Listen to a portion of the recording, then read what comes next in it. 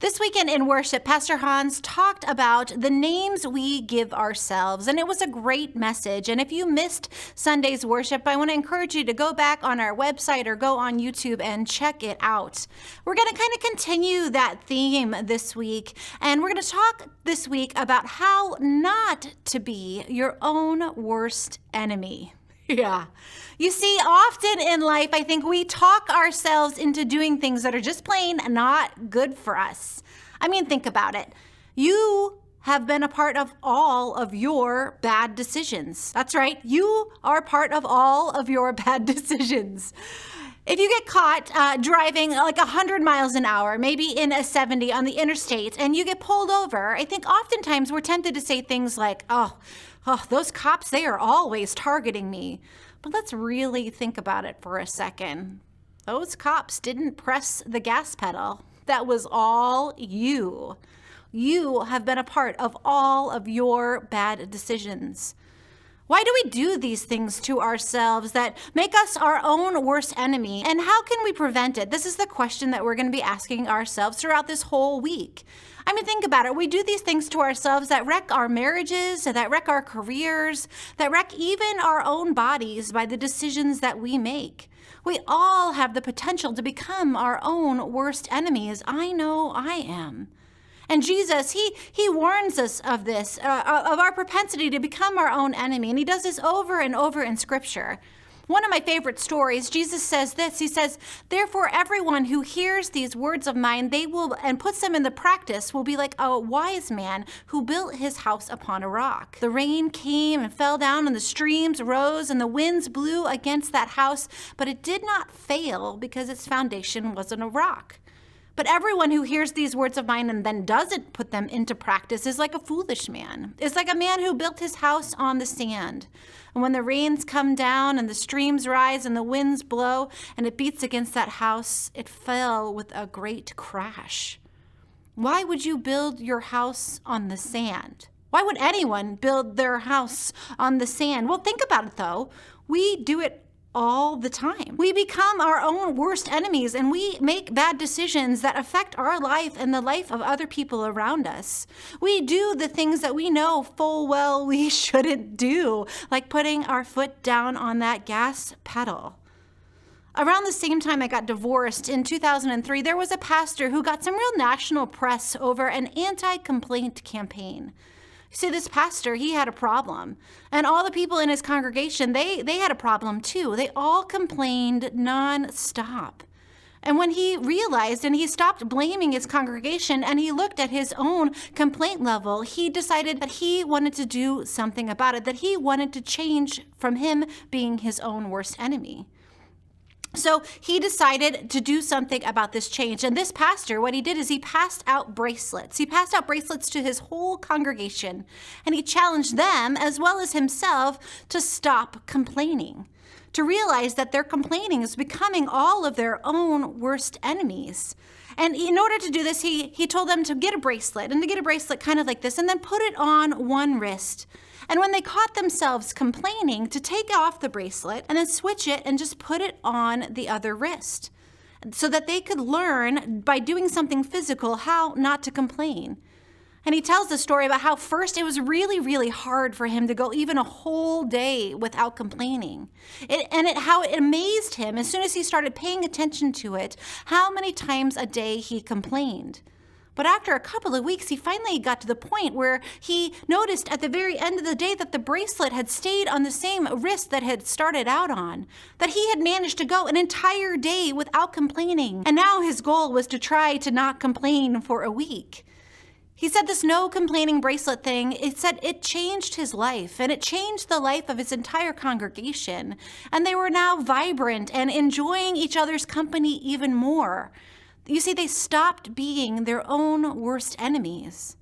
And when I heard this story, I was wondering at that time how I could apply it to my life. You see, this was right about the same time I ended up divorced, and I was so committed to paying attention to what I was feeling during this time. And I found myself thinking one day about this argument that I had had with my ex-husband, and I was replaying it in my mind, I don't know, just in case we'd ever have the same kind of argument again. And I was replaying it in my mind, and I was thinking, oh my gosh, if he does this, then I'm going to do this. And then if I say this, then he's going to do that, so I'm going to do this. And I worked this out in my own head until I realized that we had this entire argument all just in my own head, and what kind of energy that was taking me. I thought, why on earth would I get divorced if I'm just going to spend all my time arguing with Carl in my head anyway? So I decided to apply this anti-complaint bracelet technique, this moving the bracelet from one hand to another for my own problem. I went out and I bought myself this really nice bracelet, and I tried to pay attention to my thoughts.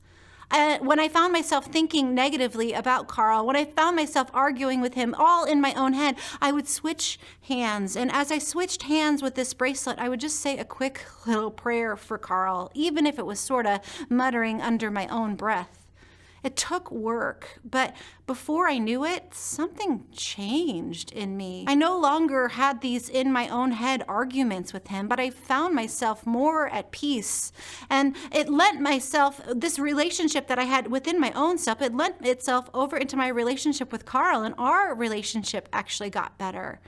You see, what started first is that I stopped being my own worst enemy. Friends, I know that you have things in your head that you are selling yourself on, or places where you are building your house on the sand. And even though you know that the rock would be better, you still are spending energy on things that aren't good for you. And your consciousness, it's warning you about these things, even if other people in your life are encouraging it. Or just take a second to think about our politically divided world. What would it look like if you wore a bracelet and every time you found yourself judging the other party, you would switch arms and you would pray for the other party? What if we paid attention to our thoughts and feelings about those thoughts? This is my challenge for you this week. Let's pay attention this week. Let's pay attention and not be our own worst enemy. If you know someone who could use this message today, would you do me a favor and you go ahead and share this with them?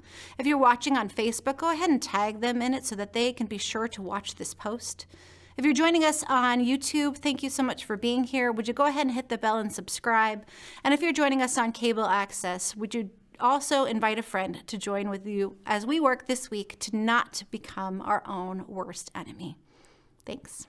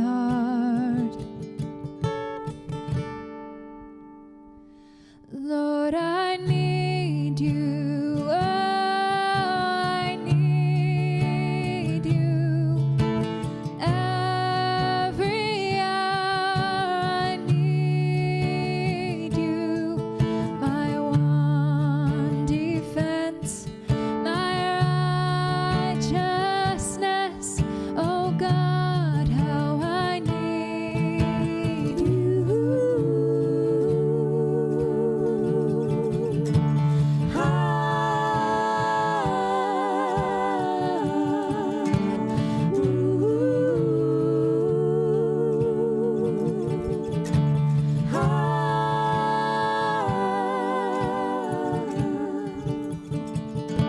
sin runs deep.